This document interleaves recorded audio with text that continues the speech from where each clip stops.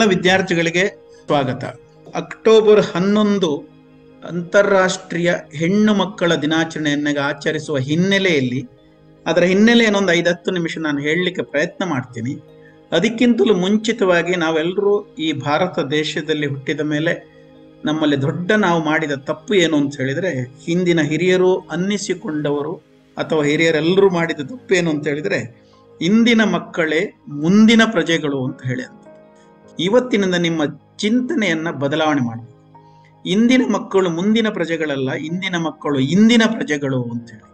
ನಾವು ಪ್ರಜೆಗಳು ಅಂತೇಳಿ ನಮ್ಮನ್ನು ಗೌರವಿಸದಿದ್ರೆ, ಮಗುವನ್ನ ಗೌರವಿಸದಿದ್ರೆ ನಾವು ಈ ದೇಶದಲ್ಲಿ ಎಲ್ಲ ಹಕ್ಕುಗಳಿಂದ ವಂಚಿತರಾಗ್ತೀವಿ.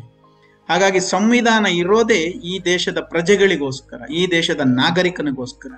ನೀವು ನಾಳಿನ ಪ್ರಜೆ ಅಂತೇಳಿ ಅದು ಪ್ರೋತ್ಸಾಹಕ ಪದವಾಗಿ ಹೇಳಿತ್ತು ಅಂತೇಳಿ ಅನ್ನಿಸಿದರೂ ಕೂಡ, ನೀವು ಸಂವಿಧಾನದಲ್ಲಿ ಪ್ರಜೆಗಳಿಗೋಸ್ಕರ ಏನೆಲ್ಲ ಹೇಳಿದ್ದೀವಿ ಅದು ಮಕ್ಕಳಿಗೆ ಅನ್ವಯಿಸೋದಿಲ್ಲ ಅಂತ ಅರ್ಥದ. ಯಾಕಂದ್ರೆ ನಾಳಿನ ಪ್ರಜೆ ಅಲ್ವಾ. ಹಾಗಾಗಿ ಅಲ್ಲಿಂದಲೇ ಪ್ರಾರಂಭ ಆಗುತ್ತೆ. ಈಗಾಗಲೇ ಸುಮಾರು ಹೈಕೋರ್ಟ್ಗಳು ಅಥವಾ ಕರ್ನಾಟಕ ರಾಜ್ಯ ಸರ್ಕಾರ ಕೂಡ ಹಿಂದೆ ಒಪ್ಪಿರಲಿಲ್ಲ. ಈಗ ಕಳೆದ 10 ವರ್ಷಗಳಿಂದ ಎಲ್ಲವೂ ಒಪ್ಪಿದ್ದಾರೆ. ಇದನ್ನು ನಾವು ಸುಮಾರು ವರ್ಷಗಳಿಂದ ಮಾತಾಡ್ತಾ ಇದ್ದೀವಿ. ಇಂದಿನ ಮಕ್ಕಳೇ ಇಂದಿನ ಪ್ರಜೆಗಳು ಅನ್ನೋದನ್ನ ಫಸ್ಟ್ ನಂಬಿ ಅದನ್ನ ಗಟ್ಟಿ ಮಾಡಿ, ಆ ಗೌರವವನ್ನು ನೀವು ಫಸ್ಟ್ ಗಟ್ಟಿ ಮಾಡ್ಕೊಳ್ಳಿ. ನಾಳಿನ ಪ್ರಜೆ ಅಂತ ಯಾರಾದ್ರೂ ಹೇಳಿದ್ರೆ ಅವರಿಗೆ ಸ್ವಲ್ಪ ತಿಳುವಳಿಕೆ ಹೇಳಿ, ಸರ್ ನಾವು ನಾಳಿನ ಪ್ರಜೆಗಳಾವುದಾದ್ರೆ ಇವತ್ತು ಮಕ್ಕಳಾವುದು, ನಾವು ಪ್ರಜೆಗಳಲ್ವಾ, ನಮಗೆ ಸಂವಿಧಾನದಲ್ಲಿ ಇರತಕ್ಕಂಥ ಮೂಲಭೂತ ಹಕ್ಕುಗಳು ಅಥವಾ ನಮ್ಮ ಕರ್ತವ್ಯಗಳು ನಾವು ಪಾಲಿಸುವುದು ಬೇಡವಾ, ನಮ್ಮ ಹಕ್ಕುಗಳನ್ನು ಅನುಭವಿಸುವುದು ಬೇಡವಾ? ಹಾಗಾಗಿ ದಯವಿಟ್ಟು ವಿದ್ಯಾರ್ಥಿಗಳು, ಮಕ್ಕಳು ಏನು ತಾವು ಅರ್ಥೈಸ್ಕೊಳ್ಬೇಕು, ಯಾವ ಮಗು ತನ್ನ ತಾಯಿಯ ಹೊಟ್ಟೆಯಿಂದ ಈ ಭೂಮಿಗೆ ಅಥವಾ ಕನ್ಸೀವ್ ಆಗುತ್ತೋ ಅಥವಾ ಹೊಟ್ಟೆಯಲ್ಲಿ ಭ್ರೂಣ ತಯಾರಾಗುತ್ತೋ ಆ ತಕ್ಷಣ ಈ ದೇಶದ ಪ್ರಜೆ. ಹಾಗಾಗಿ ನಾಳಿನ ಪ್ರಜೆ ಅನ್ನೋದನ್ನ ಕಿತ್ತಾಕ್ಬಿಡಿ. ಇಂದಿನ ಮಕ್ಕಳು ಇಂದಿನ ಪ್ರಜೆಗಳು ಅಂತ ಹೇಳಿ ಗೌರವದಿಂದ ಈ ದಿನಾಚರಣೆಗಳನ್ನು ಆಚರಿಸಬೇಕು. ನಾವು ನಮ್ಮ ಪ್ರಜೆಗಳಾಗಿ ಹೆಮ್ಮೆಯಿಂದ ಬದುಕುವುದನ್ನ ಕಲಿಬೇಕು. 1ನೇದು. 2ನೇದು, ಸುಪ್ರೀಂ ಕೋರ್ಟ್ನ ಒಂದು ಜಡ್ಜ್ಮೆಂಟ್ ಇದೆ, ಹಿಂದೆಲ್ಲ ಅದು May 5, 2017. Government is A legal guardian of each and every child in this country ಅಂತ ಇಂಗ್ಲಿಷ್ ನಲ್ಲಿ ಹೇಳಿದ್ದಾರೆ. ಸರ್ಕಾರ ಈ ದೇಶದ ಪ್ರತಿಯೊಂದು ಮಗುವಿನ ಹಾಗೂ ಮಕ್ಕಳ ಕಾನೂನಾತ್ಮಕ ಪೋಷಕ. ಇದು ಹೆಣ್ಣು ಮಕ್ಕಳು, ಗಂಡು ಮಕ್ಕಳು ಅಥವಾ ತೃತೀಯ ಲಿಂಗಿ ಅಥವಾ ಆ ಯಾವುದೇ ಪ್ರಶ್ನೆನೇ ಇಲ್ಲ. Government is A legal guardian ಅಂದ್ರೆ ಸರ್ಕಾರ ಕಾನೂನಾತ್ಮಕ ಪೋಷಕ. ಪ್ರತಿಯೊಂದು ಮಗುವಿಗೂ ಕೂಡ ಕಾನೂನಾತ್ಮಕ ಪೋಷಕ ಈ ದೇಶದಲ್ಲಿರತಕ್ಕಂಥ ಪ್ರತಿಯೊಂದು ಮಗುವಿಗೆ ಲೀಗಲ್ ಗಾರ್ಡಿಯನ್ ಅಂತ ಹೇಳ್ತಾರೆ. ಹಾಗಾಗಿ ನಮಗೆ ಹಕ್ಕು ಅಲ್ಲಿಂದಲೇ ಪ್ರಾರಂಭ ಆಗುತ್ತೆ. 1, ಇಂದಿನ ಮಗು ಇಂದಿನ ಪ್ರಜೆ ಅಂತೇಳಿ. 2ನೇದು, ಉದಾಹರಣೆಗೆ ಕೇಳಿದ್ದೀರಿ, ನಿಮ್ಮ ಅಪ್ಪ ಅಮ್ಮ ನಿಮ್ಮ ಜೈವಿಕ ತಂದೆ ತಾಯಿ ಅಷ್ಟೇ. ಆದರೆ ನಿಮ್ಮ ಸುತ್ತಮುತ್ತ ಇರತಕ್ಕಂಥ ಶಾಲೆ ಇರ್ಬೋದು ಅಥವಾ ಪಂಚಾಯತ್ ಇರ್ಬೋದು, ಜಿಲ್ಲಾ ಪಂಚಾಯತ್ ಇರ್ಬೋದು, ತಾಲೂಕು ತಹಶೀಲ್ದಾರ್ ಆಫೀಸು, DCR ಅಧಿಕಾರಿಗಳು ಅಂತ ಅನ್ನಿಸಿಕೊಂಡವರೆಲ್ಲರೂ ಇದ್ದಾರೆ. ಅವರೆಲ್ಲರೂ ಕೂಡ ಕಾನೂನಾತ್ಮಕ ಪೋಷಕರು. ನಿಮಗೆ ಯಾವುದೇ ತೊಂದರೆ ಆಗದಾಗ ರಕ್ಷಣೆ ಮಾಡುವಂತ ಜವಾಬ್ದಾರಿ ಸರ್ಕಾರದಿದೆ ಅನ್ನೋದನ್ನ ಅರ್ಥೈಸ್ಕೊಳ್ಬೇಕು. ಇದು 2ನೇದು ನೀವು ಅರ್ಥೈಸ್ಕೊಳ್ಬೇಕಂತ ವಿಚಾರ. ಸೊ ಹಾಗಾಗಿ ಈ 2 ಅಂಶಗಳನ್ನ ನಾವು ಅರ್ಥೈಸಿಕೊಂಡ ಮೇಲೆ ನಾವು 11ನೇ ಅಕ್ಟೋಬರ್ನ ಅಂಗವಾಗಿ ಈ ದಿನದಲ್ಲಿ ಈ ಕಾರ್ಯಕ್ರಮವನ್ನು ಆಚರಿಸಿದ್ವಿ. ಎಲ್ಲ ಪಾರ್ಟಿಸಿಪೆಂಟ್ಸ್ಗಳು ಯಾರು ಮಕ್ಕಳಿದ್ದೀರಿ ನೀವು ಅರ್ಥೈಸ್ಕೊಳ್ಬೇಕು. ಅಕ್ಟೋಬರ್ 11ನೇ ತಾರೀಕನ್ನ 2012ನೇ ಇಸವಿಯಿಂದ ಅಂತಾರಾಷ್ಟ್ರೀಯ ಹೆಣ್ಣು ಮಕ್ಕಳ ದಿನಾಚರಣೆಯನ್ನಾಗಿ ಆಚರಿಸ್ತಾರೆ.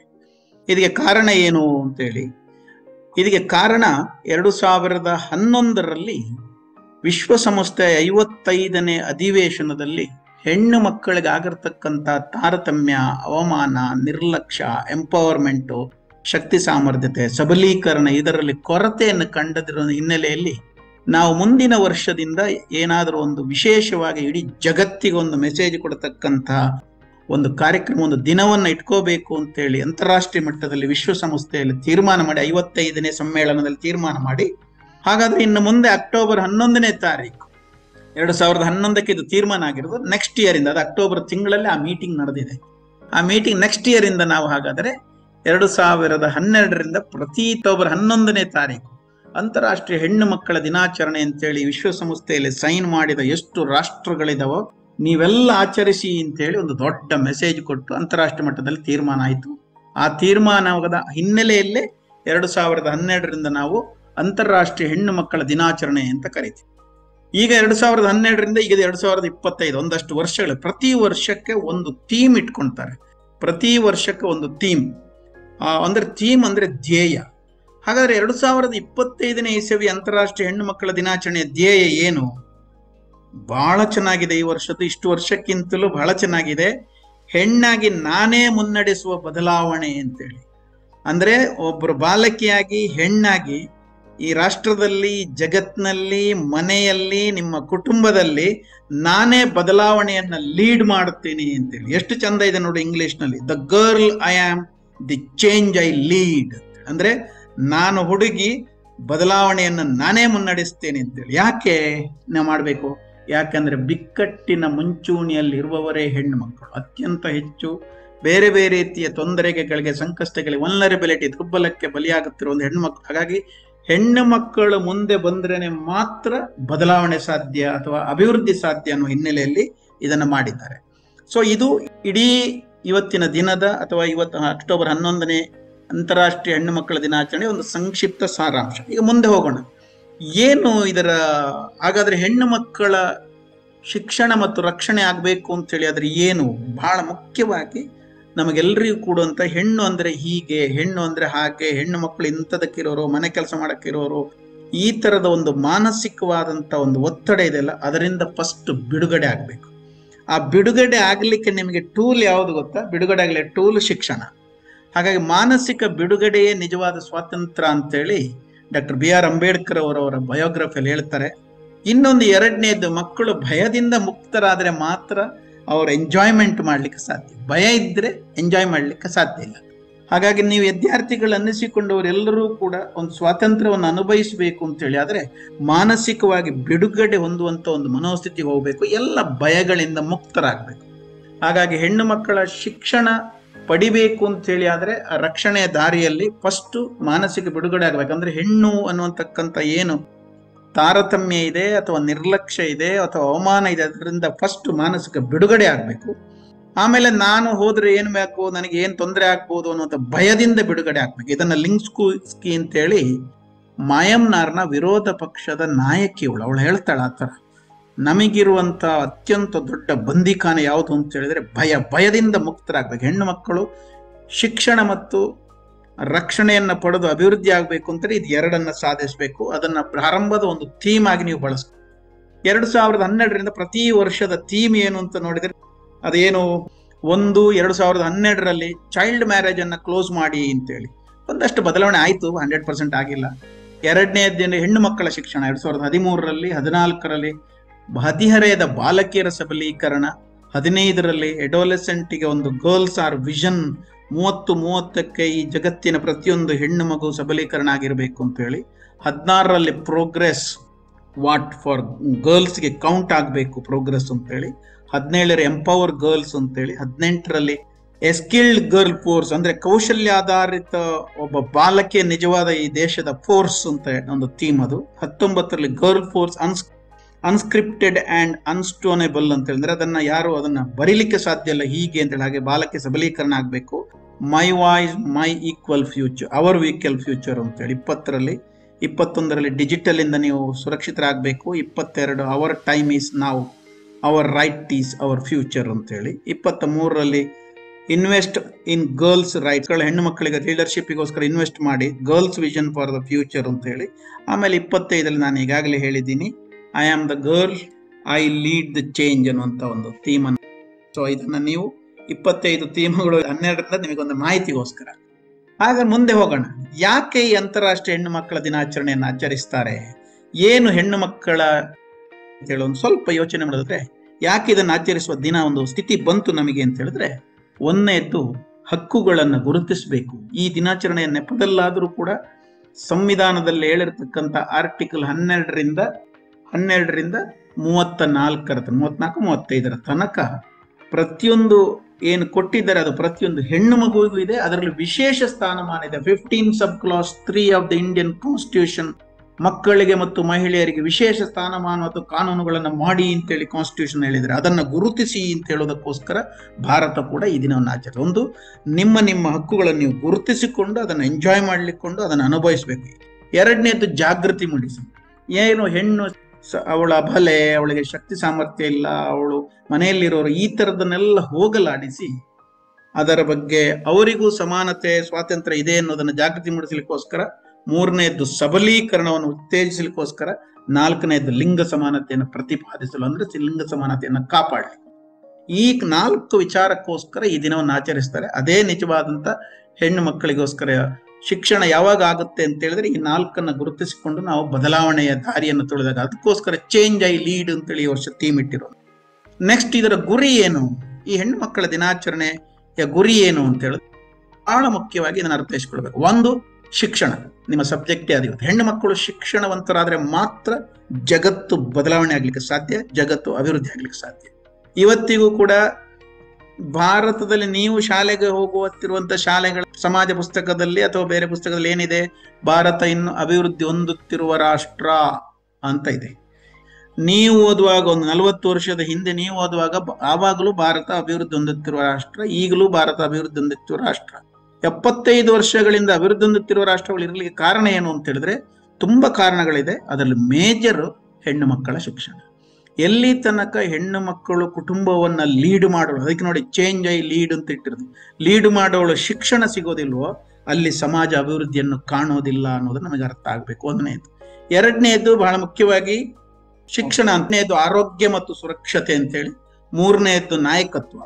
4ನೇದು ಬಹಳ ವಕಾಲತ್ ಅಂದ್ರೆ ಅಡ್ವೊಕೇಸಿ. ಇದು 4 ನೋಡಿ ಯಾಕೆ ಅನ್ನೋದು ಕೂಡ 4 ಅಂಶಗಳು, ಗುರಿಗಳು. ಒಂದು ಶಿಕ್ಷಣ, 2ನೇದು ಹೆಲ್ತ್, ಪ್ರತಿಯೊಬ್ಬರಿಗೂ ಹೆಲ್ತ್ ಮತ್ತು ಸುರಕ್ಷತೆ, ಆರೋಗ್ಯ. ಅದು ಚುಚ್ಚುಮದ್ದಿನಿಂದ ಹಿಡಿದು ಬಾಣಂತನ, ಗರ್ಭಿಣಿತನ, ಇಲ್ಲಿಂದ ತನಕ 18 ವರ್ಷ ತನಕ ಗಟ್ಟಿಯಾಗಿ ಸಿಕ್ಕಿದ್ರೆ ನಂತರ ಜೀವನ ಮುಂದೆ ಹೋಗುತ್ತೆ. ನಾಯಕತ್ವ, ಲೀಡರ್ಶಿಪ್ ಯಾವಾಗ ಬರುತ್ತೆ? ಶಿಕ್ಷಣ ಪಡೆದರೆ ಮಾತ್ರ ಲೀಡರ್ಶಿಪ್ ಬರುತ್ತೆ, ಆರೋಗ್ಯ ಇದ್ರೆ ಮಾತ್ರ ಲೀಡರ್ಶಿಪ್ ಬರುತ್ತೆ, ಸುರಕ್ಷತೆ ಇದ್ರೆ ಮಾತ್ರ ಲೀಡರ್ಶಿಪ್ ಬರುತ್ತೆ. ಅದಕ್ಕೋಸ್ಕರ ನೋಡಿ ಅದು 3ನೇದು ಹಾಕಿದ್ದಾರೆ. ನೆಕ್ಸ್ಟ್ ವಕಾಲತ್ ಅಂದ್ರೆ ಅಡ್ವೊಕೇಸಿ, ಅಂದ್ರೆ ನನ್ನ ಹಕ್ಕುಗಳನ್ನು ನಾನು ಪಡೆದುಕೊಳ್ಳಲಿಕ್ಕೆ ಪ್ರಶ್ನೆ ಮಾಡೋದು, ವಕೀಲಿತಿಕೆ ಮಾಡೋದು. ಅಂದ್ರೆ ಲಾಯರ್ನ ಒಡ್ಡಿಕೆ ಅರ್ಥವೂ ಇದೆ, ಕೋರ್ಟ್ನ ಒಡ್ಡಿಕೆ ಅರ್ಥವೂ ಇದೆ. ಅದಕ್ಕಿಂತ ಹೆಚ್ಚಾಗಿ ನಿಮ್ಮ ಪ್ರಶ್ನೆ ಮಾಡುವ ಶಕ್ತಿಯನ್ನ, ಹಕ್ಕನ್ನ ಹೆಚ್ಚಿಸಿಕೊಳ್ಳುವುದು ಅಂತ ಅರ್ಥ. ಇದು 4 ಈ ದಿನಾಚರಣೆ ಬಹಳ ಮುಖ್ಯವಾದಂತ ಗುರಿ. ಯಾಕೆ ಅನ್ನೋದು ನಿಮಗೆ ಅರ್ಥ ಆಗಿದೆ. ಇನ್ನು ಈ ಶಿಕ್ಷಣ ಯಾಕೆ ಬೇಕು ಅಂತ ಹೇಳಿ ಇದು ಬಹಳ ಇಂಟ್ರೆಸ್ಟಿಂಗ್, ತುಂಬಾ ಅರ್ಥ ಮಾಡ್ಕೋಬೇಕು. ಅದು ಹೆಣ್ಣು ಮಕ್ಕಳ ಮನಸ್ಸಲ್ಲಿ ಇಟ್ಕೊಂಡೇ ಈ ಡ್ರಾಫ್ಟಿಂಗ್ ಇದನ್ನ ಮಾಡಿದ್ದಾರೆ. ಯಾಕೆ ಶಿಕ್ಷಣ ಬೇಕು ಅಂತ ಹೇಳಿದ್ರೆ, ಹೆಚ್ಚಿನವ್ರು ಏನಕ್ಕೆ ಹೇಳುದು ಅಂತ ಹೇಳಿದ್ರೆ, ಮುಂದೆ ಓದಿ ಒಂದು ಡಾಕ್ಟರ್ ಆಗ್ಲಿಕ್ಕೆ, ಇಂಜಿನಿಯರ್ ಆಗ್ಲಿಕ್ಕೆ, ದುಡ್ಡು ಮಾಡ್ಲಿಕ್ಕೆ, ಗವರ್ಮೆಂಟ್ ಕೆಲಸ ಸಿಗ್ಲಿಕ್ಕೆ, ಏನಾದ್ರೂ ಒಂದು ಜೀವನದಲ್ಲಿ ಮುಂದೆ ಸಾಧಿಸಲಿಕ್ಕೆ ಅಂತ ಹೇಳಿ. ಐ ಆಮ್ ಸಾರಿ, ಶಿಕ್ಷಣ ಇರೋದು ಅದಕ್ಕೋಸ್ಕರ ಅಲ್ಲ. ಅದು ಒಂದು ಭಾಗ. ನಿಜವಾಗಿ ಶಿಕ್ಷಣ ಇರೋದು ಏನಕ್ಕೋಸ್ಕರ? ಅನ್ಯಾಯ, ಮೋಸ, ವಂಚನೆ, ಶೋಷಣೆ, ಹಿಂಸೆ, ದೌರ್ಜನ್ಯ, ಅವಮಾನ, ನಿರ್ಲಕ್ಷ್ಯ, ತಾರತಮ್ಯಗಳಿಂದ ಹೊರಬಂದು ನೋಡಿ, ಅಲ್ಲಿಗೆ ಸಣ್ಣ ಪಾಸ್ ಕೊಡ್ತೀನಿ. ಹೊರಬಂದು ಹಕ್ಕು ಆಧಾರಿತ ನೆಲೆಯಲ್ಲಿ, ಅಂದ್ರೆ ರೈಟ್ಸ್ ಬೇಸ್ಡ್ ಅಪ್ರೋಚ್ ಅಲ್ಲಿ ಸಮಾನತೆ ಮತ್ತು ಸ್ವಾತಂತ್ರ್ಯವನ್ನ ಅನುಭವಿಸುತ್ತ, ಅಂದ್ರೆ ಪ್ರತಿಯೊಂದು ಹೆಣ್ಣು ಮಗು ಅಥವಾ ಮಗು ಸಮಾನತೆ ಮತ್ತು ಸ್ವಾತಂತ್ರ್ಯವನ್ನು ಅನುಭವಿಸುತ್ತ ಸಾಮರ್ಥ್ಯ ಪಡೆದು, ಕೆಪಾಸಿಟಿ ಬಿಲ್ಡಿಂಗ್. SVMನ founder member doctor R Balasubramaniam ಅವರು ಇದರ ಬಗ್ಗೆ ಈ ಮಾತನ್ನ ನ್ಯಾಷನಲ್ ಲೆವೆಲ್ ಅಲ್ಲಿ ಹೇಳಿದವರು. ಅದಕ್ಕೆ ನಾನು ಅವ್ರನ್ನ ನೆನೆಸ್ಕೊಳ್ತೀನಿ.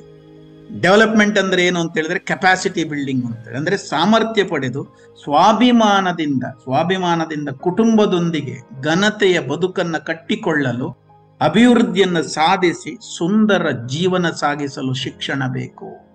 ಸರ್ಕಾರಿ ಕೆಲಸಕ್ಕೋಸ್ಕರ ಅಲ್ಲ. ದಯವಿಟ್ಟು ಅರ್ಥೈಸ್ಕೊಳ್ಳಿ. ಯಾರು ಸರ್ಕಾರಿ ಕೆಲಸ ಅಂತ ಹೇಳಿ ಅಥವಾ ದುಡ್ಡು ಮಾಡ್ಲಿಕ್ಕೋಸ್ಕರ ಅಂತ ಹೇಳಿದ್ರೆ ಬಿಟ್ಬಿಡಿ. ಬಹಳ important. Education is for development and build capacity within our self. Education is not to get government job or earn money. ಅಂದ್ರೆ ಶಿಕ್ಷಣ ಇರೋದು ದುಡ್ಡು ಸಂಪಾದನೆ ಮಾಡಕ್ಕೋಸ್ಕರ ಅಥವಾ ಸರ್ಕಾರಿ ಕೆಲಸಕ್ಕೋಸ್ಕರ ಅಂತಲ್ಲ. Education is for development. ಹಾಗಾಗಿ ಶಿಕ್ಷಣ, ಹೆಣ್ಣು ಮಕ್ಕಳ ಶಿಕ್ಷಣ ಇರುವುದು ಏನಕ್ಕೆ ಅಂತ ಹೇಳಿದ್ರೆ ಅಭಿವೃದ್ಧಿಗೋಸ್ಕರ. ಹೇಗೆ ಅಂತ ಹೇಳ್ತೀನಿ. And build capacity within ourselves, ಅಂದ್ರೆ ನಮ್ಮನ್ನು ನಾವು ಕೆಪಾಸಿಟಿಯನ್ನ ಬಿಲ್ಡಪ್ ಮಾಡ್ಲಿಕ್ಕೆ ಹೊರತು not to get government job or to earn money. So ಇದನ್ನು ದಯವಿಟ್ಟು 2 ಸಲ ವರ್ಡನ್ನು ಓದ್ಕೊಳ್ಳಿ. ನಿಮಗೆ ಬಹಳ ಮುಖ್ಯವಾಗಿ ಹಕ್ಕು ಆಧಾರಿತವಾಗಿ ಬದುಕಲಿಕ್ಕೋಸ್ಕರ, ಸಮಾನತೆ ಸ್ವಾತಂತ್ರ್ಯವನ್ನು ಅನುಭವಿಸಲಿಕ್ಕೋಸ್ಕರ, ಸಾಮರ್ಥ್ಯ ಪಡೀಲಿಕ್ಕೋಸ್ಕರ, ಸ್ವಾಭಿಮಾನದೊಂದಿಗೆ ಕುಟುಂಬದೊಂದಿಗೆ ಘನತೆಯ ಬದುಕನ್ನು ಕಟ್ಟಿಕೊಳ್ಳಲು, ಅಭಿವೃದ್ಧಿಯನ್ನ ಸಾಧಿಸಿ ಸುಂದರ ಜೀವನ ಸಾಗಿಸಲು ಶಿಕ್ಷಣ ಬೇಕು ಅಂತ ಇದನ್ನ ಅರ್ಥ ಮಾಡಿ. ಶಿಕ್ಷಣದ ಹಕ್ಕಿನ ರೂಪ ಏನದು? ಹೆಚ್ಚಿನವರು ತಪ್ಪರ್ಥ ಮಾಡ್ಕೊಂಡಿದ್ದಾರೆ. Education is a fundament right. ಒಪ್ತೀನಿ, 2002ನೇ ಇಸವಿಯಲ್ಲಿ ಶಿಕ್ಷಣ ಮೂಲಭೂತ ಹಕ್ಕಾಯಿತು ಅನ್ನೋದು ಗೊತ್ತಿನ, ಅದೊಂದು ಹಕ್ಕಾಗಿದೆ. ಆದರೆ ಅದರ ರೂಪ ಏನು ಅಂತ ಹೇಳಿದ್ರೆ, ನೀವು ಕಲಿಯುವ ಸಾಮರ್ಥ್ಯವನ್ನ ಹೆಚ್ಚಿಸ್ಕೋಬೇಕು. ನಿಜವಾಗಿ ಶಿಕ್ಷಣದ ಹಕ್ಕಿಗಿಂತಲೂ ಹೆಚ್ಚು ನಾವು ಮಾತಾಡಬೇಕಾಗಿದ್ದು ಕಲಿಯುವ ಹಕ್ಕು, ಅಂದ್ರೆ ಸಾಮರ್ಥ್ಯವನ್ನು ಬಿಲ್ಡಪ್ ಮಾಡುವಂಥದ್ದು. ಅಂದ್ರೆ ಏನು, ಶಿಕ್ಷಣದ ಹಕ್ಕಿಗಿಂತ ಹೆಚ್ಚು ಅನುಭವಿಸಬೇಕಾದದ್ದು ಸಾಮರ್ಥ್ಯ ಬೆಳೆಸ್ಕೊಳ್ಬೇಕು, ಕಲಿಯುವ ಹಕ್ಕು. ಅಂದ್ರೆ ನಿಮ್ಮ ಒಳಗಡೆ ಕಲಿಬೇಕು, ಓದಬೇಕು ಅಲ್ಬೇಕನ್ನ ಅರ್ಜ್ ಉಂಟಲ್ಲ, ಆ ಕೆಪಾಸಿಟಿ ಜಾಸ್ತಿ ಆಗ್ಬೇಕು. ಅಂದ್ರೆ ಅದು ಕಲಿಯುವ ಸಾಮರ್ಥ್ಯ ಹೇಳ್ಬೇಕು. ಅದನ್ನೇ ನಾವು ಹೇಳೋದು ಸಾಮರ್ಥ್ಯ ಆಧಾರಿತ ಕಲಿಕೆ, ಅದೇ ಶಿಕ್ಷಣದ ಹಕ್ಕಿನ ರೂಪ ಅಂತ. ಆ ಕಲಿಕೆಯ ಅರ್ಜಿದ್ರೆ ನೀವು ಹೆಂಗೆ ಬೇಕಾದ್ರೆ ಡೆವಲಪ್ ಆಗ್ತದೆ. ಹಾಗಾಗಿ ದಯವಿಟ್ಟು ವಿದ್ಯಾರ್ಥಿ, ನಾನು ಒಂದು ಇಂಜಿನಿಯರು, ಡಾಕ್ಟ್ರು ಅದೆಲ್ಲ ಆಗಿ ಆ ಗುರಿ ಇಟ್ಕೋಬೇಕು. ಅದಕ್ಕೋಸ್ಕರ ಅಂತ ಡೆವಲಪ್ಮೆಂಟಿಗೋಸ್ಕರ ಅಂತ ತಿಳ್ಕೊಳ್ಳಿ. ಇದು ಬಹಳ ಇಂಟ್ರೆಸ್ಟಿಂಗ್. ಇದನ್ನು ಕೂಡ ಎಲ್ಲರೂ ಇವತ್ತಿನ ಸಬ್ಜೆಕ್ಟ್ನ ಮೇಜರ್ ಆಶಯ ಇಲ್ಲೇ ಇದೆ. ಏನು, ಹೆಣ್ಣು ಮಕ್ಕಳ ಶಿಕ್ಷಣ ಯಾಕೆ ಬಹಳ ಪ್ರಾಮುಖ್ಯ ಅನ್ನಿಸ್ತದೆ ಈ ಸಮಾಜದಲ್ಲಿ. ಇಲ್ಲಿ ನಾನು ಮಾನವ ಅಭಿವೃದ್ಧಿಯ ವರದಿ 2 ಮಾನವ ಅಭಿವೃದ್ಧಿಯ ಸೂಚಕಗಳಿಗೆ 60% ಕೊಡುಗೆ ನೀಡುವವರು ಹೆಣ್ಣು ಮಕ್ಕಳು. ಹಾಗಾಗಿ ಹೆಣ್ಣು ಮಕ್ಕಳ ಶಿಕ್ಷಣ ಬಹಳ ಟಾಪ್. ಗಂಡು ಮಕ್ಕಳಿಗೆ ಕೊಡಬಾರ್ದು ಅಂತಲ್ಲ, ಇಲ್ಲಿ ಒಂದು ಕಡೆ ಸಮಾನತೆ ಮಾತಾಡಕ್ಕಾಗಲ್ಲ. ಯಾಕೆ ಅಂತ ಗೊತ್ತಾ ಬಂಧುಗಳೇ, ಫ್ರೆಂಡ್ಸು, ಗೆಳೆಯರೇ, ವಿದ್ಯಾರ್ಥಿಗಳು ಅರ್ಥ ಮಾಡಿಕೊಂಡು, ಈ ಜಗತ್ತಿನಲ್ಲಿ ಪ್ರತಿಯೊಬ್ಬ ಮನುಷ್ಯ ಹುಟ್ಟಿದ್ದು ಒಂದು ತಾಯಿಯಿಂದ, ಒಂದು ಹೆಣ್ಣಿನಿಂದ. ಅದೆಲ್ಲೋ ಇಡೀ ಮಾನವನ ಇತಿಹಾಸದಲ್ಲಿ 1-2 ಕೇಸ್ ಎಲ್ಲೋ ಇರಬಹುದು ಗಂಡು ಮಕ್ಕಳ ಹೊಟ್ಟೆಯಲ್ಲಿ. ಪ್ರತಿಯೊಬ್ಬ ಮಾನವ ಕೂಡ ಹುಟ್ಟಿದಕ್ಕೆ ಗಂಡು ಏನೇ ಕಾರಣ ಇದ್ದರೂ ಕೂಡ ಅದನ್ನ ಈ ಪ್ರಪಂಚಕ್ಕೆ ಕೊಡುವವಳು ತಾಯಿ ಅಥವಾ ಹೆಣ್ಣು. ಹಾಗಾಗಿ ಹೆಣ್ಣು ಹೇಗಿರ್ಬೇಕು ಅಂತ ಒಮ್ಮೆ ಆಲೋಚನೆ ಮಾಡ್ಬೇಕಲ್ವಾ. ಹಾಗಾಗಿ ದಯವಿಟ್ಟು ಅರ್ಥೈಸ್ಕೊಳ್ಳಿ, ಹೆಚ್ಚು ಕಾರಣರು, ಸಾಧಿಸುವವರು, ಮತ್ತಿದರ ಒಂದು ವೇಳೆ ಸಮಸ್ಯೆ ಇದ್ರೆ ಅದಕ್ಕೆ ಒಳಗಾಗುವವರು ಯಾರು? ಇದು 3ಕ್ಕೂ ಕೂಡ ಹೆಣ್ಣು ಮಕ್ಕಳೇ. ಹಾಗಾಗಿ ಹೆಚ್ಚು ಹೆಣ್ಣು ಮಗಳು ಎಲ್ಲಿ ಸಮಸ್ಯೆಗೊಳಗಾಗುತ್ತಾಳೋ ಅಲ್ಲಿ ಅಭಿವೃದ್ಧಿ ಆಗೋದಿಲ್ಲ. ಹೆಚ್ಚು ಹೆಣ್ಣು ಮಕ್ಕಳು ಯಾವುದಕ್ಕೆ ಸಾಧಿಸ್ತಾರೋ ಅಲ್ಲಿ ಅಭಿವೃದ್ಧಿ ಆಗುತ್ತೆ.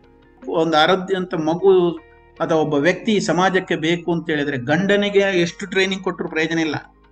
ಆ ಹೆಣ್ಣಿಗೆ ಗೊತ್ತಿರಬೇಕು, ಒಂದು ಆರೋಗ್ಯವಂತ ಮಗು ಹುಟ್ಟಬೇಕು, ನಾನು ಮಾತ್ರೆ ನುಂಗಬೇಕು, ಗಾಣಬಿಣತನ ಚೆನ್ನಾಗಿರ್ಬೇಕು. 2ನೇದು ಸುರಕ್ಷತೆಯರಿಗೆ ಇನ್ಸ್ಟಿಟ್ಯೂಷನ್ ಡೆಲಿವರಿ, ಅದು ತಾಯಿಗೆ ಹೆಚ್ಚು ಗೊತ್ತಿರಬೇಕು. ಇದನ್ನ ಹೆಚ್ಚು ಮಾಡುವವರು ಕೂಡ ತಾಯಿ. ಜನನ ಪ್ರಮಾಣ ಪತ್ರ ಹೆಚ್ಚು ಇಲ್ಲದೆ ಇರುವಂತದ್ದು ಹೆಣ್ಣು ಮಕ್ಕಳಲ್ಲೇ. ಚುಚ್ಚುಮದ್ದು, ಉದಾಹರಣೆಗೆ ನೀವೇ ಅರ್ಥೈಸ್ಕೊಳ್ಳಿ, ಚುಚ್ಚುಮದ್ದನ್ನ ಕೊಡಿಸಲಿಕ್ಕೆ ಹೋಗುವಂತದವರು, ಚುಚ್ಚುಮದ್ದು ಸಣ್ಣ ಸಣ್ಣ ಮಕ್ಕಳಿಗೆ ಗಂಡ ಹೋಗ್ತಾನ, ಹೆಂಡತಿ ಹೋಗ್ತಾರ, ಅಮ್ಮ ಹೋಗ್ತಾರ, ಅಪ್ಪ ಹೋಗ್ತಾರ, ಅಮ್ಮನೇ ಕರ್ಕೊಂಡು ಹೋಗೋದು. ಮಕ್ಕಳ ನಿಮ್ಮ ಮನೆಯಲ್ಲಿ ಮಕ್ಕಳ ಆರೈಕೆ ಮತ್ತು ಪೋಷಣೆ ಗಂಡಸರು ಮಾಡ್ತಾರೆ, ಅದು ಈಕ್ವಾಲಿಟಿ ನಿಜ. ಆದ್ರೆ ಅತ್ಯಂತ ಹೆಚ್ಚು ಮಾಡುವುದು ಹೆಣ್ಣು ಮಕ್ಕಳು. ಮಕ್ಕಳ ಆರೈಕೆ ಪೋಷಣೆ, ಕಬ್ಬಿಣದ ಅಂಶ ಮಾತ್ರೆಗಳನ್ನ 9 ತಿಂಗಳಲ್ಲಿ ಅತ್ಯಂತ ನುಂಗಬೇಕಾಗಿದ್ದು ತಾಯಿ. ಅಂಗನವಾಡಿ ಮಕ್ಕಳನ್ನು ಕರ್ಕೊಂಡು ಹೋಗೋದು ತಾಯಿ. ಮಕ್ಕಳನ್ನ ಶಾಲೆಗೆ ರೆಡಿ ಮಾಡೋದು ತಾಯಿ. ಶೌಚಾಲಯ ಸೌಲಭ್ಯ ಹೆಚ್ಚಬೇಕಾಗದು ತಾಯಿಗೆ. ಸಾಕ್ಷರತೆ ಹೆಚ್ಚಬೇಕಾಗದು ತಾಯಿಗೆ. ಶಾಲೆ ಬಿಟ್ಟ ಮಕ್ಕಳು ಹೆಚ್ಚು ಸಿಗುದು. ನೋಡಿ, ಇಲ್ಲಿ ತನಕ ಸಾಧಿಸು. ಇನ್ನು ಸಮಸ್ಯೆ, ಶಾಲೆ ಬಿಟ್ಟ ಮಕ್ಕಳು, ಬಾಲಕಾರ್ಮಿಕರು, ಇವುಗಳನ್ನೆಲ್ಲ ಹೆಣ್ಣು ಮಕ್ಕಳು ಇದರಲ್ಲಿ ಡ್ರಾಪ್ ಔಟ್ ಆದ್ರೆ ಆಟೋಮೆಟಿಕ್ ಕುಟುಂಬ ಬಿದ್ದೋಗುತ್ತೆ, ಸಮಾಜ ಅಭಿವೃದ್ಧಿ ಆಗಲ್ಲ. ಅದೇ ತರ ಇನ್ನು ಮುಂದೆ ಹೋಗ್ತೀನಿ ನೋಡಿ. ಮನೆ ಸ್ವಚ್ಛತೆ ಸುರಕ್ಷತೆಯನ್ನ ಹೆಚ್ಚು ನಿಮ್ಮ ಮನೇಲಿ ಯಾರು ಮಾಡ್ತಾರ? ಅಪ್ಪ ಮಾಡ್ತಾರ, ಅಮ್ಮ ಮಾಡ್ತಾರ? ಹೈಯೆಸ್ಟ್ ಅಬೋವ್ 70% ಅಮ್ಮನೇ ಮಾಡೋದು. ಔಷಧ, ಮಕ್ಕಳಿಗೆ ಔಷಧ ಕೊಡೋದು ಅಮ್ಮ. ಅದೇ ರೀತಿ ನಿಮಗೆ ಶುದ್ಧ ಕುಡಿಯೋ ನೀರನ್ನ ವ್ಯವಸ್ಥೆ ಮಾಡೋದು ಅಮ್ಮ. ಕುಟುಂಬದ ಘನತೆಯನ್ನ ಸ್ವಲ್ಪ ಸ್ವಲ್ಪ ಕಾಪಾಡಬೇಕು, ಮರ್ಯಾದೆ ಅಂತೇಳಿ ಅಪ್ಪನೂ ಮಾಡ್ತಾರೆ, ಇಲ್ಲ ಅಂತಲ್ಲ. ಹೆಚ್ಚು ಅದಕ್ಕೆ ಒಳಗಾಗುವವರು ಅಮ್ಮ. ಪೌಷ್ಟಿಕ ಆಹಾರ ಬೇಕಾಗಿದೆ, ಯಾಕಂದ್ರೆ ಗರ್ಭಿಣಿ ಇದ್ದಾಗ ಹೆಣ್ಣು ಮಕ್ಕಳಿಗೆ 1,000 ದಿನ ಮಗುವನ್ನ ಚೆನ್ನಾಗಿ ನೋಡ್ಕೊಳ್ಳುವಂಥದ್ದು ತಾಯಿ. ಬಾಲ್ಯ ವಿವಾಹ ಆದ್ರೆ ಅದು ತಾಯಿಗೆ ತೊಂದರೆ ಆಗುತ್ತೆ. ಸಾಮಾಜಿಕ ಭದ್ರತೆಯಲ್ಲಿ ತೊಂದರೆ ಆದ್ರೆ ತಾಯಿಗೆ ತೊಂದರೆ ಆಗುತ್ತೆ. ಶಿಶು ಮರಣ ಆದ್ರೆ ತಾಯಿಗೆ ತೊಂದರೆ ಆಗುತ್ತೆ. ತಾಯಿ ಮರಣ ಆದ್ರೆ ಹುಟ್ಟಿದ ಮಗು ತೊಂದರೆ ಆಗುತ್ತೆ. ಲಿಂಗಾನುಪಾತ ಹೆಚ್ಚಾಗದಾದ್ರೆ ಹೆಣ್ಣು ಮಕ್ಕಳಿಗೆ ತೊಂದರೆ ಆಗುತ್ತೆ. ಬಾಣಂತಿಯರಲ್ಲಿ ತೊಂದರೆ ಆದ್ರೆ ಕುಟುಂಬಕ್ಕೆ ತೊಂದರೆ ಆಗುತ್ತೆ. ವಿಟಮಿನ್ ಮಾತ್ರೆ ತಿಂದರೆ ಇದು ತಾಯಿ ತೊಂದರೆ ಆಗುತ್ತೆ. ಗರ್ಭಪಾತ ಆದ್ರೆ ತಾಯಿ ತೊಂದರೆ ಆಗುತ್ತೆ. ಮನೆ ವಾರ್ತೆಯನ್ನು ಅತ್ಯಂತ ಹೆಚ್ಚು ಮಾಡುವವರು ಹೆಣ್ಣು ಮಕ್ಕಳು. ನೋಡಿ, ಈ ತರ ನಾನು ನಿಮ್ಮ ಮಾನವ ಅಭಿವೃದ್ಧಿ ಧಾರವಾಡ, ಕೋಲಾರ ಜಿಲ್ಲೆಯ ಮಾನವ ಅಭಿವೃದ್ಧಿಯ ವರದಿಯಿಂದ ಕಾಪಿ ಮಾಡಿ ಇಲ್ಲಿ ಪೇಸ್ಟ್ ಮಾಡಿದ್ದೀನಿ. ನೀವು ಮಾನವ ಅಭಿವೃದ್ಧಿ ಅಂತ ಏನು ಹೇಳ್ತೀರೋ ಅದಕ್ಕೆ ಹೆಚ್ಚು ಕೊಡುಗೆ ನೀವರು ಹೆಣ್ಣು ಮಕ್ಕಳು. ಹಾಗಾಗಿ ಹೆಣ್ಣು ಮಕ್ಕಳ ಶಿಕ್ಷಣ ದೊಡ್ಡ ಪ್ರಾಧಾನ್ಯ ಸಿಗುತ್ತೆ ಅನ್ನೋದು ನಮಗೆ ಅರ್ಥ ಆಗ್ಬೇಕು. ಹಾಗಾಗಿ ಇದಕ್ಕೆ ಸ್ವಲ್ಪ ಜಾಸ್ತಿ ಸಮಯ ಬೇಕು, ನಿಧಾನಕ್ಕೆ ಅರ್ಥ ಮಾಡ್ಕೊಳ್ಳಿ. ಈಗ ಮುಂದೊಂದು ಸ್ಲೈಡ್ಗೆ, ಸಮಾನತೆ ಅಂದ್ರೆ ಎಲ್ಲವೂ ಸಮಾನತೆ ಅಲ್ಲ. ಸಮಾನತೆ ಅಂತ ಹೇಳಿದ್ರೆ ಸಮಾನತೆಗೂ ಈಕ್ವಿಟಿಗೂ ಸ್ವಲ್ಪ ವ್ಯತ್ಯಾಸ ಇದೆ. ಅದು ಏನು ಅಂತ ನೋಡೋಣ.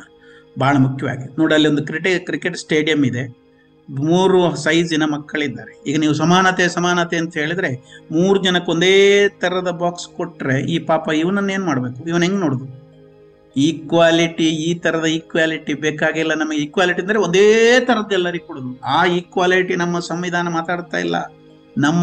ನಮ್ಮ ಸಂವಿಧಾನ ಮಾತಾಡ್ತಾ ಇರೋದು ಈಕ್ವಿಟಿ ಅಂದ್ರೆ ಜಸ್ಟಿಸ್ ಬೇಸ್ಡ್ ಈಕ್ವಿಟಿ. ಅಂದ್ರೆ ಯಾರಿಗೆ ಏನು ಕಳ್ಕೊಂಡಿದ್ದಾರೋ, ಏನು ಅಗತ್ಯ ಇದೆಯೋ ಅದರ ಆಧಾರದ ಮೇಲೆ ಈಕ್ವಾಲಿಟಿಯನ್ನು ಅನುಷ್ಠಾನ ಮಾಡುವುದು. ಅಂದ್ರೆ ಅದನ್ನ ಈಕ್ವಿಟಿ ವಿತ್ ಜಸ್ಟಿಸ್.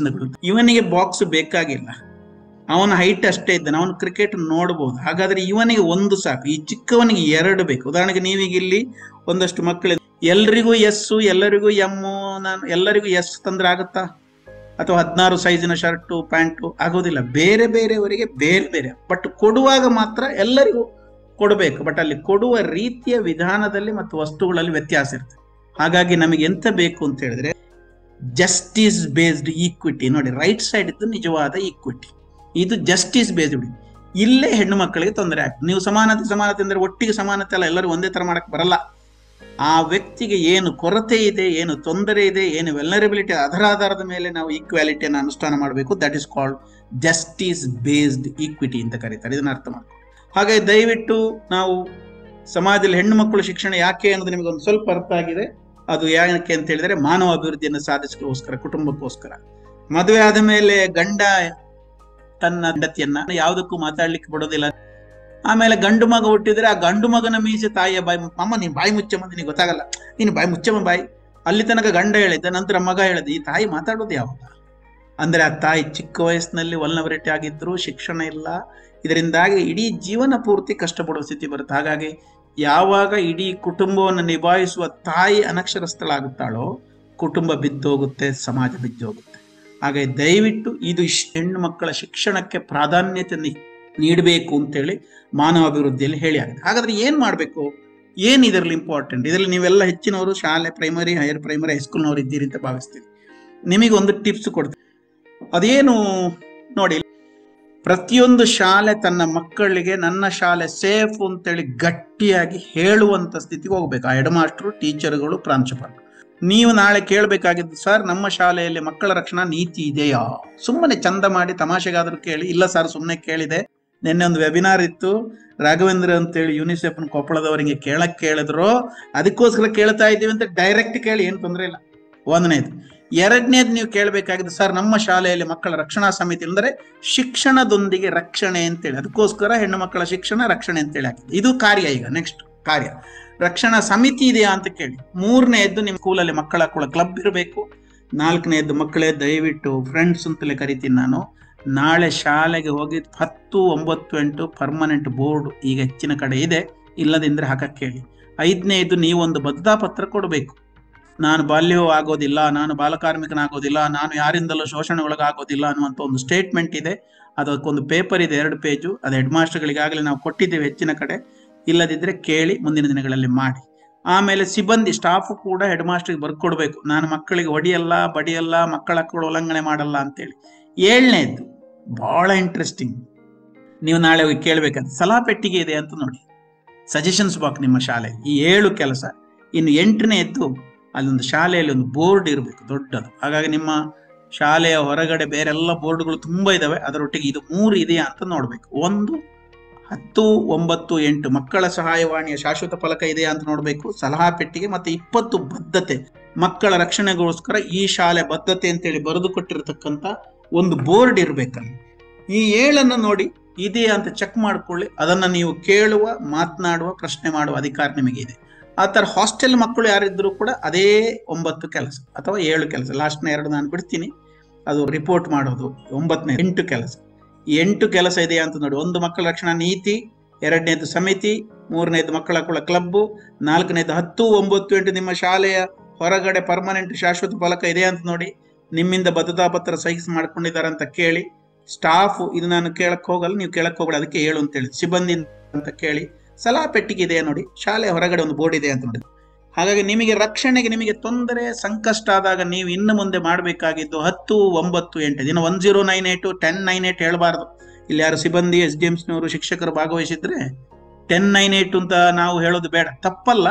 10, 9, 8 ಅಂದ್ರೆ reverse mechanism, one of the counselling technique in counselling. So ಹಾಗಾಗಿ 10, 9, 8 ನೀವು ಯಾವುದೇ ತೊಂದರೆ, ನಿರ್ಲಕ್ಷ್ಯ, ಅವಮಾನ, ಶೋಷಣೆ ಇದ್ರೆ, ತೊಂದರೆಗೊಳಗಾದರೆ ನಿಮ್ಮ ಹೆಸರು ಬಹಿರಂಗ ಆಗೋದಿಲ್ಲ, ನಾನು ಗ್ಯಾರಂಟಿ. ಕೊನೆಗೆ ನಾನು ನಂಬರ್ ಕೊಡ್ತೀನಿ, ಬೇಕಂದ್ರೆ ಅಂಜಿ ಸರ್ ಹತ್ರ ಇದೆ, ನೀವು ಅವ್ರ ಹತ್ರ ಇಸ್ಕೊಳ್ಳಿ, ನಾನು ಗ್ಯಾರಂಟಿ ಇದಕ್ಕೆ. ಸೊ ಒಂದು ವೇಳೆ ಅವರು ತಪ್ಪು ಮಾಡಿದ್ರೂ ಕೂಡ ಅವರ ಮೇಲೆ ಕೇಸ್ ಆಗುತ್ತೆ. ಒಂದು ವೇಳೆ ಚೈಲ್ಡ್ ಲೇಬರು, ಚೈಲ್ಡ್ ಮ್ಯಾರೇಜ್ ಏನೇ ಇದ್ರೂ 10-9 ಗಂಟೆಗೆ ನೀವು ಕಾಲ್ ಮಾಡಿ ಈ ತರ ಬೋರ್ಡ್ ಇರಬೇಕು. ಸೊ ಇದಿಷ್ಟು ರಕ್ಷಣೆಗೆ ಸಂಬಂಧಪಟ್ಟದ್ದು. ಈಗ ಮಕ್ಕಳ ಹಕ್ಕುಗಳು ಅನ್ನೋ ಒಂದು ಶಬ್ದ ಬಳಸಿದ್ದಾರೆ ನಿಮ್ಮ ಇದರಲ್ಲಿ. ಆ ಹಕ್ಕುಗಳ ಬಗ್ಗೆ ಒಂದು ಸಂವಿಧಾನ ಯಾರಿಗೆ ಅಂತ ಹೇಳಿದ್ರೆ ಹೆಚ್ಚಿನವರು ಮಾತಾಡೋದು ಹೀಗೆ ನೋಡ್ರಿ ಫ್ರೆಂಡ್ಸ್, ಅರ್ಥ ಮಾಡ್ಕೊಳ್ಳಿ. ನೋಡಿ, ದೇಶಕ್ಕೆ ಸಮಾಜ, ನೀವು ಹಿಂಗೆ ಹೇಳಿರ್ಬೋದು ದೇಶ, ಸಮಾಜ, ಹಳ್ಳಿ, ಗ್ರಾಮ, ಪಂಚಾಯತಿ ಜನರಿಗೆ ಅಂತಲ್ಲ. ಅದನ್ನ ಬದಲಾವಣೆ ಮಾಡ್ಕೊಳ್ಳಿ. ಸಂವಿಧಾನ ಇರೋದು ವ್ಯಕ್ತಿಗೆ ಮತ್ತು ಪ್ರಜೆಗಳಿಗೆ. ಡಾಕ್ಟರ್ BR ಅಂಬೇಡ್ಕರ್ ಅವರು ಅದನ್ನ ಗಟ್ಟಿಯಾಗಿ ಹೇಳಿದ್ದಾರೆ. It is not for India, it is for individual citizen of this country ಅಂತ ಹೇಳಿ ಅರ್ಥ ಮಾಡ್ಕೊಳ್ಳಿ. ಹಾಗಾಗಿ ದಯವಿಟ್ಟು ಅರ್ಥೈಸ್ಕೊಳ್ಳಿ. ಇನ್ನು ಮುಂದೆ ನೀವು ಕೂಡ ತಪ್ಪಿ ಕೂಡ ಇಂದಿನ ಮಕ್ಕಳೇ ಮುಂದಿನ ಪ್ರಜೆಗಳು ಅಂತ ಹೇಳ್ಬೇಡಿ. ಇಂದಿನ ಮಕ್ಕಳೇ ಇಂದಿನ ಪ್ರಜೆಗಳು ಅಂತೇಳಿ. ನಿಮಗೆ ಯಾರಾದರೂ ಟೀಚರ್ಸ್ ಗಲಾಟೆ ಮಾಡ್ಬೋದು, ಇಷ್ಟು ವರ್ಷದಿಂದ ಹೇಳ್ಕೊಂಡ್ ಬಂದಿದ್ದಾರೆ ಮುಂದಿನ ಪ್ರಜೆಗಳು ನೀನೇನು ಹೊಸದು ಅಂತ ಹೇಳಿದ್ರೆ, ಅವರಿಗೆ ಸಂವಿಧಾನ ಭಾಗ 2 ನಾಗರಿಕತ್ವ ಅಂದ್ರೆ ನಾಗರಿಕತ್ವದ ಡೆಫಿನೇಷನ್ ಇದೆಲ್ಲ ಹಾಕಿದ್ದಾರೆ ನೋಡಿ. ಅವರಿಗೆ ಹೇಳಿ, ಸಂವಿಧಾನದ ಅಧ್ಯಾಯ 2 ಕಲಂ 5 ಪ್ರಕಾರ ಈ ದೇಶದಲ್ಲಿ ಹುಟ್ಟಿರತಕ್ಕಂಥ ಪ್ರತಿಯೊಬ್ಬ ವ್ಯಕ್ತಿ ಕೂಡ ನಾಗರಿಕ ಮತ್ತು ಪ್ರಜೆ, ನಾಗರಿಕನಾಗತಕ್ಕದ್ದು ಅಂತ ಹೇಳಿ. ಹಾಗಾದ್ರೆ ಹಕ್ಕು ಅಂದ್ರೆ ಏನು? ಹಕ್ಕು ಅನ್ನೋ ಶಬ್ದ ಅದು ಅಗತ್ಯವಾದ್ದು, ಬೇಕೇ ಬೇಕಾದ್ದು, ತಡೆಯಬಾರದ್ದು, ಕಸಿಯಬಾರದ್ದು, ದಿನನಿತ್ಯ ಬೇಕಾದ್ದು, ಅನುಭವಿಸಬೇಕಾದ್ದು, ಕಾನೂನಾತ್ಮಕವಾದ್ದು, ಸಾಮಾಜಿಕವಾದದ್ದು, ನೈತಿಕ ಸ್ವಾತಂತ್ರ್ಯದದ್ದು, ಕೊನೆಯದಾಗಿ ಮೂಲಭೂತ ಬಾಧ್ಯತೆ. ಇದನ್ನ ಹಕ್ಕು ಅಂತ ಕರಿತೇವೆ. ಅದೇ ನಿಜವಾದಂತ ಶಿಕ್ಷಣ. ಅದು ಹೆಣ್ಣು ಮಗುವಿಗೂ ಸಿಗಬೇಕನ್ನುವ ಹಿನ್ನೆಲೆಯಲ್ಲೇ ಅಕ್ಟೋಬರ್ 11 ಅಂತಾರಾಷ್ಟ್ರೀಯ ಹೆಣ್ಣು ಮಕ್ಕಳ ದಿನಾಚರಣೆ ಅಂತೇಳಿ ಆಚರಿಸಿ, ಇವುಗಳನ್ನೆಲ್ಲ ಮಗುವಾಗಿದ್ದಾಗಲೇ ಇವುಗಳನ್ನು ಅನುಭವಿಸಿದ್ರೆ ಮುಂದೆ ಮಹಿಳಾ ಅಭಿವೃದ್ಧಿ, ಮಹಿಳಾ ಸಬಲೀಕರಣ ಆಗುತ್ತೆ ಅಂತ ಹೇಳ್ತಾರೆ. ಅದನ್ನ ಸೆಂಟೆನ್ಸ್ ಅಲ್ಲಿ ಹೀಗೆ ಹೇಳ್ತಾರೆ ನೋಡಿ, ಒಂದು ವಾಕ್ಯಲ್ಲಿ. ಇದು ಎಲ್ಲಿ ಹೇಳಿದ್ದಾರೆ ಅಂದ್ರೆ ಸಂವಿಧಾನದ ಆರ್ಟಿಕಲ್ 19 ಸಬ್ ಕ್ಲಾಸ್ 1. ಅತ್ಯಂತ ಅಗತ್ಯವಾದ್ದು, ಬೇಕೇ ಬೇಕಾದ್ದು, ತಡೆಯಬಾರದ್ದು, ಕಸಿಯಬಾರದ್ದು, ಸಾಮಾಜಿಕ ನೈತಿಕ ಸ್ವಾತಂತ್ರ್ಯದ ತತ್ವದ ಅಡಿಯಲ್ಲಿ ರಚಿಸುವಾದ ಮೂಲಭೂತ ಬಾಧ್ಯತೆಗಳೇ ಪ್ರತಿ ಕ್ಷಣ ಅನುಭವಿಸಬೇಕಾದ ಅಂದ್ರೆ ಪ್ರೀತಿ. ಇವಾಗ ಏನ್ ಸರ್ ಹಕ್ಕು ಅಂದ್ರೆ? ಅದು ಹಕ್ಕಿನ ಪರಿಭಾಷೆ ಹೇಳಿದ್ ನಾನು. ಹಕ್ಕಂದ್ರೆ ಏನು? ಹಕ್ಕಂದ್ರೆ ವೆರಿ ಸಿಂಪಲ್. ಪ್ರೀತಿ, ವಾತ್ಸಲ್ಯ, ಆಟ ಪಾಠ, ಸುಖ, ಸಂತೋಷ, ನೆಮ್ಮದಿ, ಮನೋರಂಜನೆ, ಇದನ್ನೇ ಹಕ್ಕು ಅಂತ ಕರೀತಾರೆ. ನೋಡಿ, ಇಲ್ಲಿ ಹಾಕಿದ್ದಾರೆ ಮಹಿಳೆಯರಿಗೆ ಮತ್ತು ಮಕ್ಕಳಿಗೆ ಸಂವಿಧಾನದ ಹಾಕಿದೆ ನೋಡಿ. ಮಹಿಳೆಯರಿಗೆ ಮತ್ತು ಮಕ್ಕಳಿಗೆ ವಿಶೇಷ ಅವಕಾಶಗಳು ಸಂವಿಧಾನದ 15 ಸಬ್ ಕ್ಲಾಸ್ 3. 20 ಯಾವುದೇ ವ್ಯಕ್ತಿಯನ್ನು ದುರುಪಯೋಗ ಮಾಡೋಂಗಿಲ್ಲ. 21 ಜೀವಿಸುವ ಹಕ್ಕು. 21A ಶಿಕ್ಷಣ ಮೂಲಭೂತ ಹಕ್ಕಾಗಿದೆ ನೋಡಿ. ಇದು ಬಹಳ ಇಂಪಾರ್ಟೆಂಟ್. 21A ಇನ್ನು ಮುಂದೆ ಯಾರು ಮಡಿಬೇಡಿ. 2002ನೇ ಇಸವಿಯಲ್ಲಿ ಶಿಕ್ಷಣ ಮೂಲಭೂತ ಹಕ್ಕಾಗಿದ್ದು, ಅಲ್ಲಿ ತನಕ ಮೂಲಭೂತ ಹಕ್ಕಾಗಿರ್ಲಿಲ್ಲ. ಈಗ ಪ್ರತಿಯೊಬ್ಬರು ಕೂಡ 14 ವಯಸ್ಸು ತನಕ ಇವನ್ನು ಶಾಲೆಯಲ್ಲಿ ಇರಬೇಕು. ಮಾರಾಟ ವಸ್ತು ಅಲ್ಲ. ಚೈಲ್ಡ್ ಲೇಬರ್ ಟೋಟಲ್ ಬ್ಯಾನ್ ಆಗಿದೆ ನೋಡಿ. ಇಲ್ಲಿ 51A ಬಹಳ ಇಂಪಾರ್ಟೆಂಟ್. ಮಕ್ಕಳನ್ನು ಶಾಲೆ ಕಳಿಸುವುದು ಪೋಷಕರ ಜವಾಬ್ದಾರಿ ಅಂತ ಸಂವಿಧಾನದಲ್ಲಿ 2002ನೇ ಇಸವಿಯಲ್ಲಿ ಬಂದಿದೆ. ಇನ್ನು ನೋಡಿ, ಹಕ್ಕು ಅಂತ ಹೇಳಿದ್ರೆ ಡೆಫಿನೇಷನ್ ಎಲ್ಲಿ ಹೇಳಿದ್ದಾರೆ ಅಂದ್ರೆ 19ರಲ್ಲಿ ಹೇಳಿದ್ದಾರೆ. ಇದು ಹಕ್ಕಿನ ಪರಿಭಾಷೆ. ಇದು ಹೆಣ್ಣು ಮಗು ಗಂಡು ಮಗು ಎಲ್ಲರೂ ಸೇರ್ಕೊಂಡು. 20 ದುರುಪಯೋಗದಿಂದ ರಕ್ಷಣೆ, 21 ಜೀವನ ಮತ್ತು ಸ್ವಾತಂತ್ರ್ಯದ ರಕ್ಷಣೆ. ಇದಿಷ್ಟು ನೀವು ಅರ್ಥೈಸ್ಕೊಳ್ಬೇಕು. ಇನ್ನು ಬಹಳ ಇಂಪಾರ್ಟೆಂಟ್ ಹಕ್ಕುಗಳ ಬಗ್ಗೆ ಮಾತಾಡೋದು ಅದು ಏನು ಅಂತ ಹೇಳಿದ್ರೆ, ವಿಶ್ವಸಂಸ್ಥೆಯ ಮಕ್ಕಳ ಹಕ್ಕುಗಳ ಒಡಂಬಡಿಕೆ ಅಂತ ಒಂದಾಗಿದೆ ಇಡೀ ಜಗತ್ತಿನಲ್ಲಿ. ಇದರ ಮೀಟಿಂಗ್ ಅಲ್ಲೇ ಅಕ್ಟೋಬರ್ 11ರಂದು 2011ನೇ ಇಸವಿಯಲ್ಲಿ ಈ ತೀರ್ಮಾನ ಮಾಡಿರೋದು ವಿಶ್ವಸಂಸ್ಥೆಯ ಮೀಟಿಂಗ್ ಅಲ್ಲಿ. ಏನದು? ಅಕ್ಟೋಬರ್ 11 ಅಂತಾರಾಷ್ಟ್ರೀಯ ಹೆಣ್ಣು ಮಕ್ಕಳ ದಿನಾಚರಣೆ ಮಾಡೋಣ ಅಂತೇಳಿ. ಇದರೆಲ್ಲ ಹಿನ್ನೆಲೆ ಏನು ಗೊತ್ತಾ? ಇಡೀ ಜಗತ್ತಿನಲ್ಲಿ ಇಷ್ಟೆಲ್ಲ ಒಂದು ಪಾಕ್ಸೋ ಆಕ್ಟ್, ಆ ಆಕ್ಟ್, ಈ ಆಕ್ಟ್ ಬರೋದಕ್ಕೆ ಕಾರಣನ ವಿಶ್ವಸಂಸ್ಥೆಯ ಮಕ್ಕಳ ಹಕ್ಕುಗಳ ಒಡಂಬಡಿಕೆ ಅಂತ ಆಗಿದೆ. 89 ನವೆಂಬರ್ 20. ಇದು ಬಹಳ ಇಂಪಾರ್ಟೆಂಟ್. ನವೆಂಬರ್ 20ಕ್ಕಾಗಿದೆ. ಭಾರತ ಸೈನ್ ಮಾಡಿದ್ದು 92 ಡಿಸೆಂಬರ್ 11ಕ್ಕೆ. 197 ರಾಷ್ಟ್ರಗಳು ಸೈನ್ ಮಾಡಿದ್ದು. ಏನಿದೆ ಸರ್ ಅಂತ ಇಂಪಾರ್ಟೆಂಟ್? ಏನಿಲ್ಲ. 54 ಹಕ್ಕುಗಳನ್ನ ಕೊಟ್ಟಿದ್ದಾರೆ. ಅದು ಯಾವುದು ಅಂತ ಸ್ವಲ್ಪ ಅರ್ಥ ಮಾಡ್ಕೊಳ್ಳೋಣ. ಮುಖ್ಯವಾಗಿ ನೀವು ಅರ್ಥೈಸ್ಕೊಳ್ಬೇಕಾಗಿದ್ದು 4 ಗುಂಪುಗಳನ್ನಾಗಿ ಮಾಡಿದ್ದಾರೆ 54 ಹಕ್ಕುಗಳನ್ನ. ಅದು ಒಂದು ರೈಟ್ ಟು ಸರ್ವೈವಲ್, ಬದುಕುವ ಹಕ್ಕು. 2ನೇದು ರೈಟ್ ಟು ಪ್ರೊಟೆಕ್ಷನ್, ರಕ್ಷಣೆಯ ಹಕ್ಕು. 3ನೇದು ರೈಟ್ ಟು ಡೆವಲಪ್ಮೆಂಟ್, ಅಭಿವೃದ್ಧಿ ಒಂದು ಹಕ್ಕು, ಅವಕಾಶ, ವಿಕಾಸ ಮತ್ತು ಅಭಿವೃದ್ಧಿ. 4ನೇದು ರೈಟ್ ಟು ಪಾರ್ಟಿಸಿಪೇಷನ್, ಗ್ರಾಮ ಪಂಚಾಯತಿಯಲ್ಲಿ ಮಕ್ಕಳ ಗ್ರಾಮ ಸಭೆ, ಅದೆಲ್ಲ ಈ 4ನೇದರಲ್ಲಿ ಬರುತ್ತೆ. ಸೊ ಇದನ್ನ ಅರ್ಥೈಸ್ಕೊಳ್ಬೇಕು. ಇದು 4 ಹಕ್ಕುಗಳನ್ನ ಕೊಟ್ಟಿದ್ದಾರೆ. 4 ಹಕ್ಕುಗಳನ್ನ ಗುಂಪುಗಳನ್ನಾಗಿ ಮಾಡಿದ್ದಾರೆ. ಹಾಗಾದ್ರೆ ಮಗು ಅಂದ್ರೆ ಯಾರು? ಇನ್ನು ಮುಂದೆ ಪರಿಚಯದ 1 ಮಕ್ಕಳ ಹಕ್ಕುಗಳ ಒಡಂಬಡಿಕೆ 18 ವರ್ಷದೊಳಗಿನ ಎಲ್ಲ ಮನುಷ್ಯ ಜೀವಿಗಳು ಮಕ್ಕಳು ಅಂತೇಳಿ ಪರಿಚಯದ 1ರಲ್ಲಿ ಹೇಳಿದ್ದಾರೆ. ಹಾಗಾಗಿ ದಯವಿಟ್ಟು ಅರ್ಥೈಸ್ಕೊಳ್ಬೇಕು. ಆಮೇಲೆ ತಾರತಮ್ಯ 2, ಅಭಿಪ್ರಾಯ 12, ಶಿಕ್ಷಣದ ಹಕ್ಕು 28. ನೋಡಿ, ಶಿಕ್ಷಣ ಮೂಲಭೂತ ಹಕ್ಕಾಗಿ 2002ನೇ ಇಸವಿಯಲ್ಲಿ ಮಾಡಿದ್ದು ಯಾಕೆ ಅಂತ ಹೇಳಿದ್ರೆ ಮಕ್ಕಳ ಹಕ್ಕುಗಳ ಒಡಂಬಡಿಕೆ 28ರ ಅಡಿಯಲ್ಲಿ. ಸೊ ಈ ತರ 54 ಹಕ್ಕುಗಳಿದಾವೆ. ನಿಧಾನಕ್ಕೆ ಅರ್ಥೈಸ್ಕೊಳ್ಳಿ. ಇದು ಹೆಣ್ಣು ಮಕ್ಕಳಿಗೆ ಎಲ್ರಿಗೂ ಅನ್ವಯಿಸ್ತದೆ. ಹೆಣ್ಣು ಮಗು ಸಬಲೀಕರಣ ಆದ್ರೆ ಮಾತ್ರ ಮಾನವ ಅಭಿವೃದ್ಧಿ ಸಾಧ್ಯ ಅಂತ. ಹಾಗಾಗಿ ಬದುಕುವ ಹಕ್ಕುಗಳಲ್ಲಿ ಜೀವಿಸುವ, ಆರೋಗ್ಯ, ಪೌಷ್ಟಿಕ, ಘನತೆಯುತ ಹೆಸರು ರಾಷ್ಟ್ರೀಯತೆ ಹಕ್ಕು ಪ್ರತಿಯೊಬ್ಬರಿಗೂ ಇದೆ. ರಕ್ಷಣೆ ಇದರಲ್ಲಿ ಎಲ್ಲ ರೀತಿಯ ಶೋಷಣೆಯಿಂದ ಹೆಣ್ಣು ಮಗು ಗಂಡು ಮಗು ಎಲ್ಲರನ್ನ ರಕ್ಷಣೆ ಮಾಡಬೇಕು. ಆವಾಗ ಮಾತ್ರ ಮಾನವ ಅಭಿವೃದ್ಧಿ ಅಂತ ಮಕ್ಕಳ ಹಕ್ಕುಗಳ ಒಡಂಬಡಿಕೆ ಮಾತಾಡುತ್ತೆ. ಎರಡನೇದು. ಮೂರನೇದು ಅಭಿವೃದ್ಧಿ ನೋಡಿ, ಇಲ್ಲಿ ಶಿಕ್ಷಣ ಬರುತ್ತೆ. ಇದು ಬಹಳ ಇಂಪಾರ್ಟೆಂಟ್. ಅದೆಂಥ ಶಿಕ್ಷಣ? ಗುಣಮಟ್ಟದ ಶಿಕ್ಷಣ. ಬರೀ ಶಿಕ್ಷಣ ಕೊಟ್ಟರೆ ಸಾಲದು. ಸಾಮಾಜಿಕ ಭದ್ರತೆ, ಸೋಷಿಯಲ್ ಸೆಕ್ಯೂರಿಟಿ ಸ್ಕೀಮ್ಗಳು ಕೊಡಬೇಕು ನಿಮಗೆ. ಅಂದ್ರೆ ಮನೆ, ವಸತಿ ಬೇಕಂತ ವ್ಯಾಪಾರ, ಬಿಸ್ನೆಸ್ ಎಲ್ಲ ಮಾಡಲಿಕ್ಕೆ. ಮನರಂಜನೆ ಈಸ್ ಎ ಡೆವಲಪ್ಮೆಂಟ್. ಮನರಂಜನೆ ಪಾರ್ಟಿಸಿಪೇಷನ್ ಅಲ್ಲ. ಆಟ ಓಟ ಈಸ್ ಎ ಡೆವಲಪ್ಮೆಂಟ್, ಪಾರ್ಟಿಸಿಪೇಷನ್ ಅಲ್ಲ. ದಯವಿಟ್ಟು ಮಾಡ್ಕೊಳ್ಳಿ. ಸಾಂಸ್ಕೃತಿಕ ಕಾರ್ಯಕ್ರಮ ಅದು ಎಂಜಾಯ್ಮೆಂಟ್ ಇದ್ರೂ ಕೂಡ ಅದು ಪಾರ್ಟಿಸಿಪೇಷನ್ ಅಲ್ಲ, ಅದು ಡೆವಲಪ್ಮೆಂಟ್ಗೆ ಸಂಬಂಧಪಟ್ಟದ್ದು ಅಲ್ವಾ? ಸೊ ಈ 4 ಗುಂಪುಗಳನ್ನು ಅರ್ಥೈಸ್ಕೊಳ್ಳಿ. ಭಾಗವಹಿಸುವ ಹಕ್ಕುಗಳು ಕೊನೆಯದಾಗಿ. ಈ 4 ಹಕ್ಕುಗಳು ನಿಮಗೆ, ಹಕ್ಕುಗಳ ಗುಂಪುಗಳು ನಿಮಗೆ ಅರ್ಥ ಆಗಿದೆ ಅಂತ. Survival, protection, development and participation. ಅದರೊಳಗಡೆ ತುಂಬಾ ಹಕ್ಕುಗಳಿದಾವೆ. ಒಟ್ಟು 54 ಹಕ್ಕುಗಳು ಅಂತ ನಿಮಗೆ ಗೊತ್ತಿರಬೇಕು. ಇದನ್ನೆಲ್ಲ ಮಾತಾಡಿದ ಸ್ಕೀಮ್ ಯಾವ್ದು ಸರ್ ಅಂತ ಹೇಳಿದ್ರೆ ನೀವು ಅರ್ಥೈಸ್ಕೊಳ್ಬಹುದು. ಇನ್ನು ಮುಂದೆ ನೀವು ಈ ಮಿಷನ್ ವಾತ್ಸಲ್ಯ ಸ್ಕೀಮ್ ಅಂತೇಳಿ ಮಾತಾಡಬೇಕು. ಮಿಷನ್ ವಾತ್ಸಲ್ಯ ಸ್ಕೀಮ್ನ ಬಗ್ಗೆ ಶಾಲೆಗಳಲ್ಲಿ ಮಾತಾಡಿ. ಇದೇ ಹೆಚ್ಚು ಮಾತಾಡುವಂಥದ್ದು ಬಹಳ ಮುಖ್ಯವಾಗಿ. ಅದರಲ್ಲಿ ನೋಡಿ, ವಿಶ್ವಸಂಸ್ಥೆಯ ಮಕ್ಕಳ ಹಕ್ಕುಗಳ ಒಡಂಬಡಿಕೆಯನ್ನು ಖಾತ್ರಿಪಡಿಸಬೇಕು ಅಂತ ಹೇಳಿದಂಥ ಸ್ಕೀಮ್ ಇದ್ರೆ ಅದು ಮಿಷನ್ ವಾತ್ಸಲ್ಯ.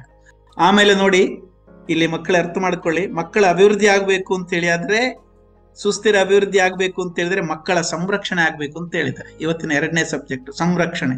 ಮಕ್ಕಳ ಸಂರಕ್ಷಣೆ ಆಗದ ಹೊರತು ಮಾನವ ಅಭಿವೃದ್ಧಿ, ಮಕ್ಕಳ ಅಭಿವೃದ್ಧಿ, ಸುಸ್ಥಿರ ಅಭಿವೃದ್ಧಿ ಸಾಧ್ಯ ಇಲ್ಲ ಅಂತ ಹೇಳಿದ್ದಾರೆ.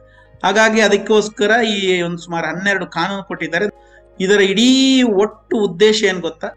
Leave no child behind. ಅಂದ್ರೆ ಇನ್ನು ಮುಂದೆ ನೀವು ಹೆಣ್ಣು ಮಕ್ಕಳಿಗೆ ಪ್ರಾಧಾನ್ಯತೆ ಕೊಡುವುದರ ಮುಖಾಂತರ ಯಾವುದೇ ಮಗುವನ್ನು ಬಿಡಬೇಡಿ, ನಿರ್ಲಕ್ಷಿಸಬೇಡಿ ಅಂತ ಹೇಳಿ. ಇದು ಮಿಷನ್ ವಾತ್ಸಲ್ಯದ ದೊಡ್ಡ ಗುರಿ. ಇದನ್ನು ಹೆಚ್ಚು ಪ್ರಚಾರ ಮಾಡಿ. ನೋಡಿ, ಇಲ್ಲಿ ಹೇಳ್ತಾ ಇದೆ, ಮಕ್ಕಳಿಗೆ ಪ್ರತಿಯೊಂದು ಮಗುವಿಗೂ ಬಾಲ್ಯ ಮತ್ತೆ ಸಾಮರ್ಥ್ಯ. ನೋಡಿ, ನಾನು ಆಗ ಹೇಳಿದ್ದು ಶಿಕ್ಷಣ ಅಂದ್ರೆ ಸಾಮರ್ಥ್ಯವನ್ನು ಪಡೆದು ಅಭಿವೃದ್ಧಿ ಒಂದು.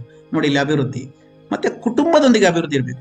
ಇಡೀ ಗೆಳೆಯರೇ, ಆತ್ಮೀಯರೇ, ಫ್ರೆಂಡ್ಸ್, ಅರ್ಥ ಮಾಡ್ಕೊಳ್ಳಿ. ಇಡೀ ಜಗತ್ತಿನಲ್ಲಿ ಕುಟುಂಬ ಆಧಾರಿತ ಒಂದು ರಾಷ್ಟ್ರ ಇದ್ರೆ ಅದು ಭಾರತ ಮಾತ್ರ. ಮಕ್ಕಳು ಅಂತ ಹೇಳಿದ್ರೆ ದೇವರಿಗೆ ಸಮಾನ ಅಂತ ಹೇಳಿದ್ದು ಭಾರತ ಮಾತ್ರ ಅನ್ನುವಂಥ ಒಂದು ಸತ್ಯದ ಅರಿವು ನಿಮಗೆ ಗೊತ್ತಿರಲಿ. ಇದು ಮಿಷನ್ ವಾತ್ಸಲ್ಯದಲ್ಲಿ 4 ಉದ್ದೇಶ ಇದೆ.